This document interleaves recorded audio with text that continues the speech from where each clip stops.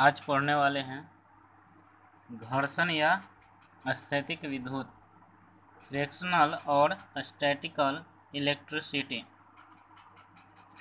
सबसे पहले हम जानेंगे कि हमारे आसपास बहुत सारे ऐसे पदार्थ होते हैं जिनको आपस में रगड़ने पर आवेश उत्पन्न होता है, जैसे कांच, गंधक, अंबर, हाल, लाख, एबोनाइट, प्लास्टिक। इन सबों को जब हम आपस में रगड़ते हैं तो रगड़ने के बाद दो विपरीत प्रकार के आवेश उत्पन्न होते हैं, जिसे हम लोग वैद्युत आवेश कहते हैं। जैसे यदि प्लास्टिक है और प्लास्टिक तथा रबर को आपस में रगड़ा जाता है तो उनके बीच एक आवेश उत्पन्न हो जाता है, जिसमें एक में धन आवेश और तथा दूसरे में ऋण आवेश उत्पन्न हो जाता है। उनमें एक को हम लोग धन आवेश कह देते हैं और एक को ऋण आवेश कहते हैं। यानी अब हम जानेंगे कि आवेश की ध्रुवता क्या है। तो जैसे ही आपस में रगड़ते हैं तो उनमें दो गुण उत्पन्न हो जाते हैं, एक के पास धन आवेश और एक के पास ऋण आवेश। तो इसी गुण को हम लोग क्या कहते हैं, एक तरह से आवेश की ध्रुवता कहते हैं। यानी वह गुण जो दो प्रकार के आवेशों में भेद करता है उसे आवेश की ध्रुवता कहते हैं। तो हमारा प्रश्न हो सकता है कि आवेश की ध्रुवता किससे कहते हैं, तो लिखेंगे वह गुण जो दो प्रकार के आवेशों में भेद करता है उसे आवेश की ध्रुवता कहते हैं। अब यहाँ पे बात आया कि जब आपस में रगड़ते हैं तो दो आवेश उत्पन्न होते हैं, एक धन आवेश और एक ऋण आवेश। अब यहाँ पे यदि हम दो धन आवेश को आपस में रखते हैं एक दूसरे के नज़दीक, जैसे अगर मान लिया जाए कि यह भी धन है और यह भी धन है, तो यहाँ पे Q1 और Q2 दो आवेश है, दोनों क्या है, धन है। तो एक दूसरे को क्या करेगा, यह प्रतिकर्षित करेगा यानी धक्का देगा। तो यह गुण आया।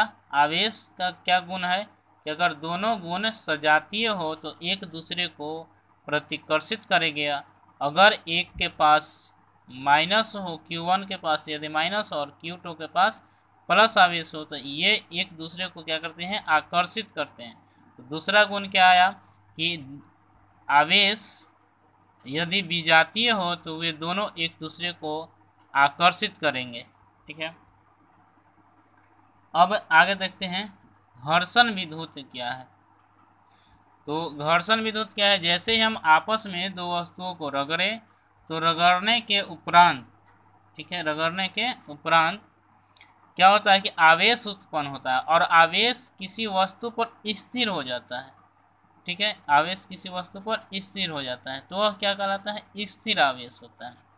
लेकिन यदि जो भी वस्तु है अगर उसको आपस में रगड़ा जाए तो चूंकि विद्युत आवेश की उत्पत्ति, अब विद्युत आवेश की उत्पत्ति कहाँ से हुआ, तो घर्षण के कारण होती है। विद्युत आवेश की उत्पत्ति किससे हुआ, घर्षण से। तो घर्षण से होती है, इसलिए हम उसे क्या कहते हैं, घर्षण विद्युत कहते हैं। तो अगर कोई पूछ सकता है कि घर्षण विद्युत क्या है, तो चूंकि विद्युत आवेश की उत्पत्ति घर्षण के कारण होती है इसलिए या अतः इन्हें हम घर्षण विद्युत कहते हैं। अब आगे बात आती है स्थिर विद्युत या स्थैतिक विद्युत। तो स्थिर कहने का मतलब क्या है कि विद्युत स्थिर होना चाहिए। अब यहाँ पे देखते हैं जिस वस्तु पर यह विद्युत उत्पन्न होती है, जैसे अगर घर्षण किए तो घर्षण होने के बाद क्या होता है कि आवेश उत्पन्न होता है। तो आवेश किसी न किसी वस्तु पर उत्पन्न होगा, कलम पर, रबर पर, प्लास्टिक पर। तो अब क्या कहा है कि जिस वस्तु पर यह विद्युत उत्पन्न होता है उस पर स्थिर रहती है। यानी कलम पर अगर उत्पन्न हुआ तो वहाँ पर कुछ देर के लिए स्थिर रहेगी, जब तक उसको सुचालक पदार्थ से जोड़ा नहीं जाए तब तक उस पर क्या रहेगी, वह स्थिर रहेगी। तो उस पर स्थिर रहती है, किस पर, वस्तु पर, यानी जब आपस में रगड़ा गया वस्तु। इसलिए इसे स्थिर विद्युत या स्थैतिक विद्युत भी कहा जाता है। अब आगे हम लोग देखते हैं ये जो जितना भी चीज़ था यह जब दो वस्तुओं को आपस में रगड़ा गया तो ये सारी की क्रियाएं हुई। तो हमारे पास प्रश्न उठ के आया, आवेश की ध्रुवता क्या है? तो वह गुण जो दो प्रकार के आवेशों में भेद करता है उसे आवेश की ध्रुवता कहते हैं। उसके बाद घर्षण विद्युत, तो जब दो आपस में वस्तुओं को रगड़ा जाता है और उससे उत्पन्न जो आवेश उत्पन्न होता है उसी को हम लोग एक तरह से क्या कहते हैं, घर्षण विद्युत कहते हैं। परिभाषा हम इस तरह से दे सकते हैं कि विद्युत आवेश की उत्पत्ति घर्षण के कारण होती है, इसलिए इसे घर्षण विद्युत कहते हैं। अब आगे पॉइंट देखते हैं, आवेश और उसका क्वांटमीकरण। आवेश क्या है और उसका क्वांटमीकरण। तो आवेश अभी जाने कि घर्षण के कारण आवेश उत्पन्न होता है, और आवेश का गुण है कि अगर उस सजातीय हो तो एक दूसरे को प्रतिकर्षित करेगी, अगर विजातीय हो तो एक दूसरे को आकर्षित करेगी। सजातीय का मतलब प्लस प्लस हो और विजातीय का मतलब प्लस माइनस हो, यानी एक तरह का न हो। अब वह आता है उसका क्वांटमीकरण। अब हम लोग परमाणु के बारे में समझेंगे। पहले क्वांटमीकरण को समझने से पहले परमाणु के बारे में समझेंगे। परमाणु क्या चीज़ है? तो जितना भी पदार्थ है संसार में, जितना भी पदार्थ है उसे माना जाता है कि वह इलेक्ट्रॉन, प्रोटॉन और न्यूट्रॉन से मिलकर बना हुआ है। तो इलेक्ट्रॉन जो होता है परमाणु के बाहरी कक्षा में होता है, प्रोटॉन और न्यूट्रॉन जो होती है परमाणु के मध्य में होता है, केंद्र में होता है, इसलिए प्रोटॉन और न्यूट्रॉन को एक तरह से नाभिक कहा जाता है। तो यहाँ पे लिखा हुआ नाभिक क्या है? तो परमाणु संरचना के अनुसार परमाणु का केंद्र नाभिक कहलाता है, यानी यह जो प्रोटॉन और न्यूट्रॉन जो होता है वह क्या होता है, नाभिक में रहता है। तो इसलिए क्या है कि केंद्र को ही हम लोग क्या कहते हैं, नाभिक कहते हैं। ठीक है। अब यहाँ पर देखिए, इलेक्ट्रॉन पर निगेटिव चार्ज होता है, इलेक्ट्रॉन पर निगेटिव चार्ज होता है, प्रोटॉन पर पॉजिटिव चार्ज होता है और न्यूट्रॉन पर नो चार्ज होता है। ठीक है ना, इलेक्ट्रॉन ना पॉजिटिव होता है ना निगेटिव होता है, तो इस पर कोई चार्ज नहीं होता है, इसलिए परमाणु को उदासीन माना जाता है। उदासीन क्यों माना जाता है? क्योंकि जितना इलेक्ट्रॉन होता है उतना ही प्रोटॉन होता है।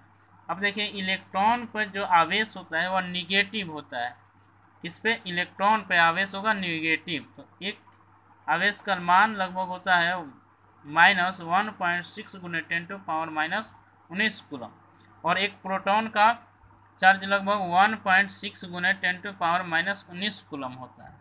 अब देखिए, अब यहाँ से मान लिया जाए कि कोई पदार्थ को हम आपस में रगड़े, तो इसमें से अगर ए है और बी है, तो यदि ए से बी में कुछ इलेक्ट्रॉन गया, तो ए से बी में यदि इलेक्ट्रॉन जाएगा तो इलेक्ट्रॉन की संख्या क्या होगी?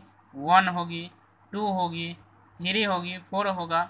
इसी तरह से इलेक्ट्रॉन का जो संख्या होगा या तो वह प्लस में होगा या तो वह माइनस में होगा, या तो वह 1, 2, 3, 4, इसलिए नेचुरल नंबर। तो हम कह सकते हैं कि Q जो होगा इसमें से इसमें आवेश जो होगा वह किस तरह से होगा? Q बराबर ±Na। यदि इसमें बढ़ेगा तो प्लस और यदि घटेगा तो माइनस। ठीक है। तो यहाँ पे यदि इलेक्ट्रॉन की संख्या बढ़ रही है तो यहाँ पे इलेक्ट्रॉन की संख्या 1, 2, 3, 4 इस रूप में बढ़ेगी। तो जब इलेक्ट्रॉन किसी वस्तु से दूसरे वस्तु में स्थानांतरित होता है, मतलब ए से बी में यदि जाता है, तो यहाँ पे इलेक्ट्रॉन 1.5 गो, 1.25 गो, यानी 1.2 नहीं जा सकता है, 2.3 नहीं जा सकता है, यानी इलेक्ट्रॉन जब भी जाएगा तो नेचुरल नंबर में जाएगा, 1, 2, 3, 4, 5 इसमें।